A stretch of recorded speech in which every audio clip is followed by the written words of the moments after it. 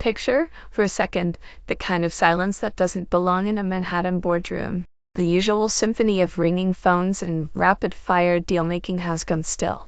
The cross-border calls that once flowed effortlessly from Canada into New York have abruptly stopped. What we're witnessing was long considered unthinkable inside North America's tightly woven financial system. Canada, the dependable partner and steady ally, has executed a move that has rattled Wall Street's glass towers and left analysts scrambling to interpret the fallout.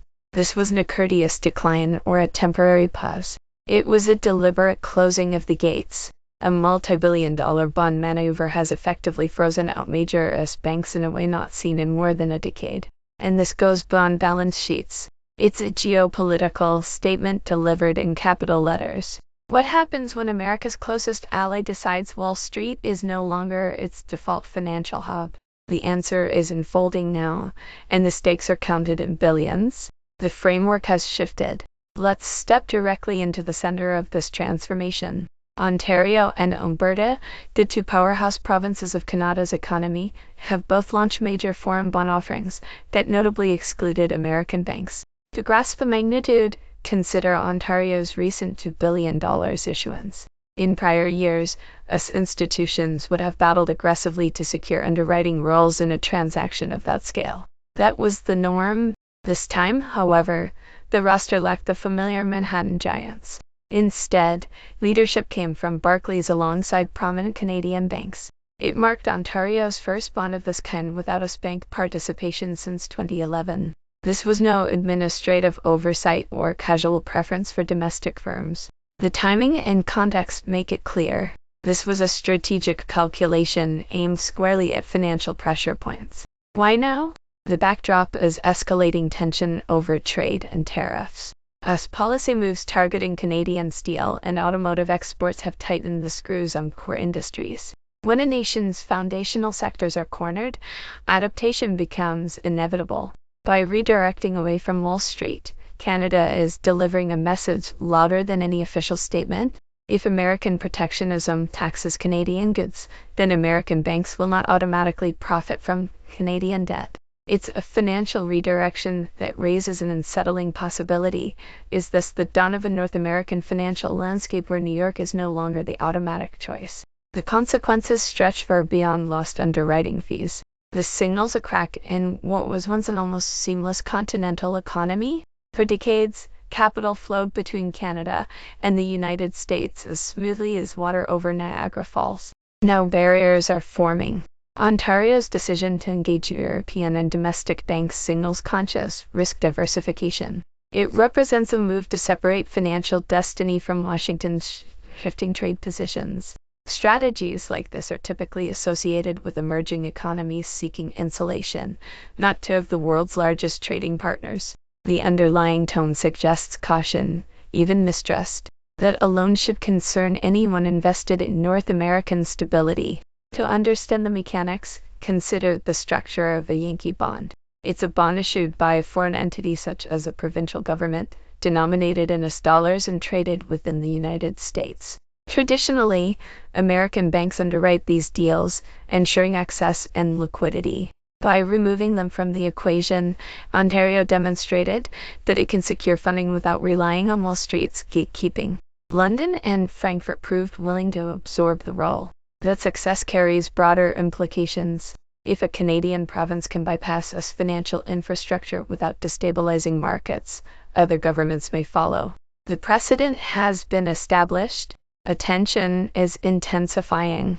At the core of this widening divide lies trade policy. It's impossible to separate this financial maneuver from the tariff environment that preceded it. What began as rhetorical sparring escalated into material shifts in economic wiring. Tariffs on steel, aluminum, and auto components were introduced with the assumption Canada would endure the pressure. That assumption proved flawed. In mid-2005, Ontario responded not with speeches, but with a $2 billion bond excluding every major US bank. The symbolism was unmistakable. Under Premier Duckford, Ontario's leadership had already begun to prioritizing US firms in procurement. That was the first signal. Targeting bond underwriting was a sharper escalation. By assigning the mandate to Barclays, CIBC, Scotiabank, and others, the province ensured prestige and fees bypassed New York entirely. It was retaliation calibrated to the services sector. If exports face penalties, then financial services face consequences. This was economic pushback directed precisely where it would resonate. The scale magnifies the impact. Ontario expects to borrow roughly $60 billion this year. Historically, about a third of that volume has flowed through foreign markets, with us banks playing dominant roles. Redirecting even a fraction of that means billions diverted from American institutions. The financial loss is one dimension. The erosion of influence is another. Debt holders often gain leverage and insight. Exclusion removes that channel. Ontario's connection to the automotive sector intensifies the stakes.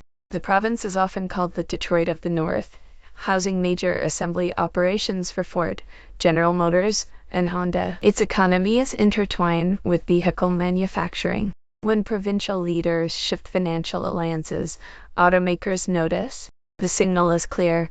The province will not operate under trade conditions it views as one-sided. It is safeguarding local industry through fiscal independence. This is geopolitics expressed through capital markets. The reorientation toward European financial centers is unfolding steadily. Strengthened ties with London and Frankfurt act as insulation against American volatility. Trade policy may be wielded as leverage, but access to capital markets can serve as counterweight. Canada's message is direct. Partnership requires mutual respect. This pattern is not confined to Ontario.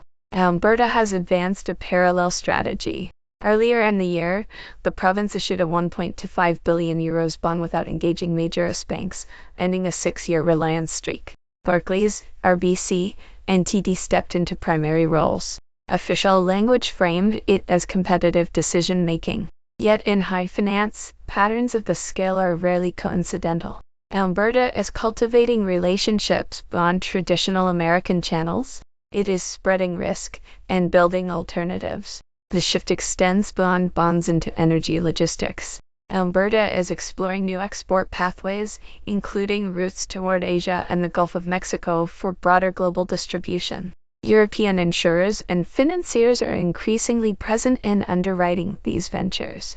Capital is following oil, but not exclusively from the United States. Frankfurt boardrooms are becoming familiar territory. Financial tools once managed in Manhattan are being structured in Mayfair. Influence follows financing. If European lenders assume primary roles in Alberta's energy expansion, their regulatory perspectives could shape development standards, particularly regarding environmental transparency. That introduces new variables. Local operators may eventually feel the impact. Financing for fleets, equipment, and infrastructure could originate from European-backed facilities rather than as institutions. The financial ecosystem in Western Canada is recalibrating to avoid overdependence on a single partner. On factory floors and procurement offices, consequences are tangible. Canada's procurement policies increasingly prioritize domestic and allied suppliers. This is the counterpoint to America First strategies. For firms accustomed to easy access, entry barriers are rising. Contracts once routine are becoming competitive battlegrounds. Instances have already surfaced where European vendors secured deals over American competitors, citing cost and currency considerations. Beneath those explanations lies risk management logic. In uncertain trade climates, diversification reduces vulnerability. Across infrastructure projects, broadband systems, healthcare contracts, and industrial sourcing, the shift compounds. Supply chains integrated over decades are being reevaluated. Automotive manufacturers operating in Ontario must navigate evolving procurement expectations. Aligning with provincial priorities may become essential for maintaining cooperative relationships. Political friction introduces mechanical friction into supply networks. Even provinces traditionally aligned with us markets are adjusting. The continental financial system is changing gears. This movement is not about punishment alone. It reflects an attempt at autonomy. For American businesses dependent on Canadian markets, the impact resembles a slow contraction of opportunity. Market access now carries geopolitical context beyond contracts and bonds as the broader question of currency dominance. Subtle adjustments indicate reduced reliance on this dollar in certain financial modeling. Liquidity pressures in trading centers hint at underlying strain. While far from crisis levels, cautionary indicators are present. Institutions are hedging exposure and exploring alternatives. Sentiment has shifted even as capital flows remain substantial. European mandates, particularly regarding environmental criteria, may further influence financing patterns. Energy-intensive sectors could face new scrutiny from non-US lenders. This reshuffling leaves American institutions with diminished leverage. What emerges is more than isolated bond decisions. It resembles a gradual financial separation accompanied by industrial consequences. Canada is constructing parallel frameworks for capital procurement and logistics. The transition is measured, not explosive, but potentially transformative.